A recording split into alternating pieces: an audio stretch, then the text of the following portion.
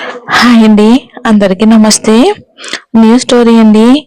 నా Raavan love part 1. ఈ స్టోరీకి ఆ టైటిల్ ఎందుకు పెట్టానో ఫస్ట్ ఎపిసోడ్ విన్న తర్వాత మీకే తెలుస్తుంది. స్టోరీలోకి వెళ్ళిపోదాం. తను ఒక చీకటి రాజ్యానికి మొగటం లేని మహారాజు. తను కను సైగలతోనే అంతా నడిపిస్తాడు. ఎక్కడ అన్యాయం జరిగితే అక్కడ వాళ్ళ రూపురేఖలు లేకుండా చేస్తాడు. తనే మన హీరో విక్రమ్. తనని చూస్తేనే ప్రళయ రుద్రుల్లా ఉంటాడు. తను చూడటానికి 6 అడుగులు అందగాడు. ముట్టుకుంటే మాసిపోయే రంగు, కండలు తిరిగిన బాడీ, సిల్కీ హెయిర్ తో అందరినీ చూపులతోనే శాసించేవాడే మన హీరో విక్రమ్. మరి హీరోకి హీరోయిన్ కావాలి కదా, చూద్దామండి. తన పేరు అనురాధ. ఎంతో చక్కటి రంగు, ఎర్రటి పెదాలు, పెద్ద పెద్ద కళ్ళు, వాలు జడ. అంతటి అందం తన సొంతం. అందంలోనే కాదు, గుణంలో కూడా మకుటం లేని మహారాణి. తన తల్లి చిన్నప్పుడే చనిపోయింది. సవతి తల్లి తన నాన్నతో కలిసి ఉంటుంది మన హీరోయిన్ అను.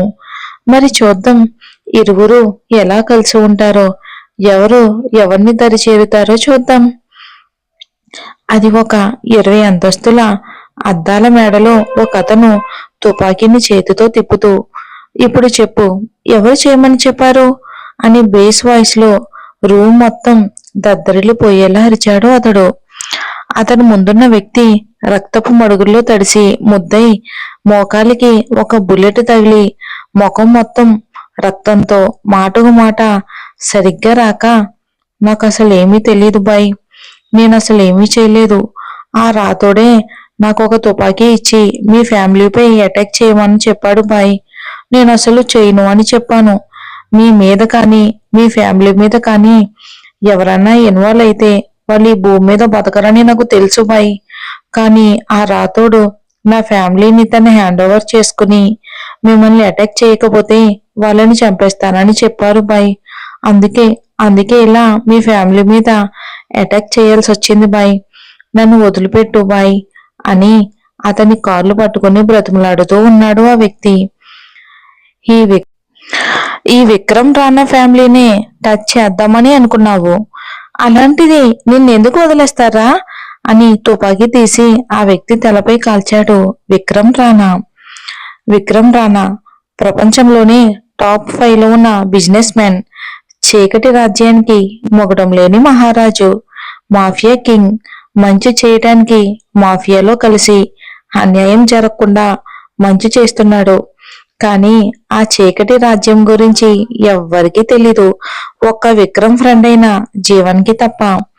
విక్రమ్ జీవన్ కలిసి ఆ చీకటి రాజ్యాన్ని ఏలుతున్నారు.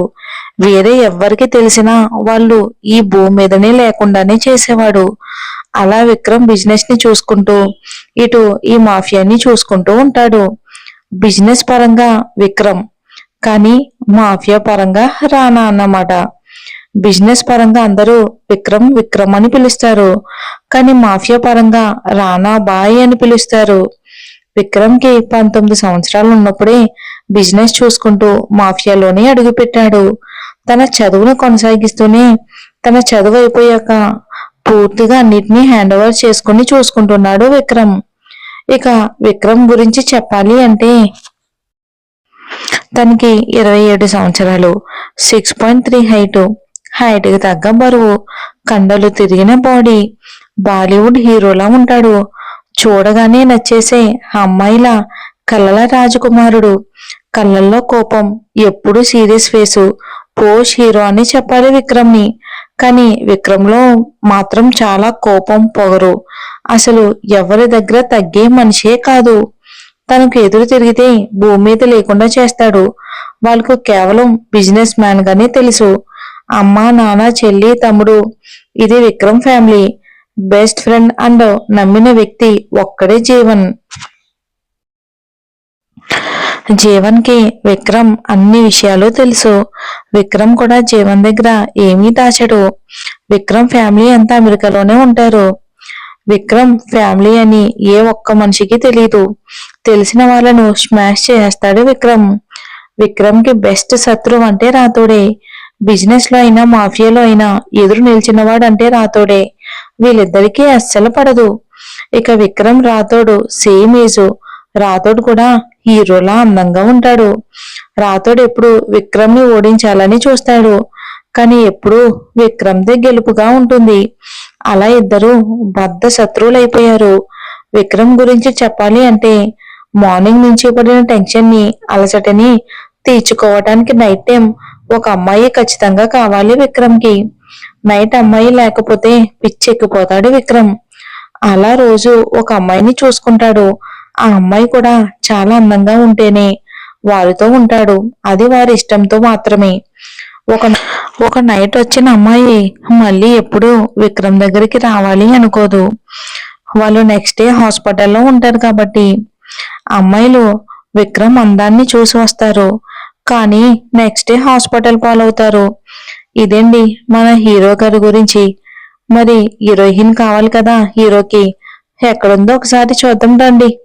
అనురాధ. అను 20 years, 5.3 హైటు, చూడగానే నచ్చేంత అందం, ముట్టుకుంటే మాసిపోయే రంగు, పెద్ద పెద్ద కళ్ళు, ఎర్రటి పెదాలు, అసలు చెప్పడానికి కూడా మాటలు రానంత అందం తన సొంతం. అను వాళ్ళ అమ్మ చిన్నప్పుడే చనిపోయింది. వాళ్ళ నాన్న ఇంకొకసారి పెళ్లి చేసుకుని అనుకి అమ్మని తెచ్చాడు, కానీ తను సవతి తల్లి అయ్యింది. తల్లి కాలేకపోయింది. సవతి తల్లికి 2 ఏళ్ల తర్వాత ఒక అమ్మాయి పుట్టింది. అనుని రోజు ఇంట్లో పని మొత్తం చేపించేది, తిండి కూడా పెట్టకపోయేది పాపం. అను వాళ్ళ నాన్న కూడా కొన్ని రోజులకు చనిపోవటంతో తన సవతి తల్లి టార్చర్ ఇంకా ఇంకా పెంచేసింది.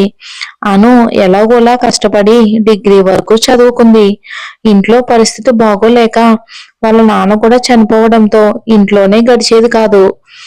అలా అను జాబ్ కోసం ట్రై చేసింది, కానీ దొరకలేదు. తన ఫ్రెండ్ వల్ల ఒక జాబ్ దొరికింది అనుకి. జాబ్ చేస్తుంది అన్న పేరు మాత్రమే, కానీ ఒక్క రూపాయి కూడా తను ఉంచుకోదు.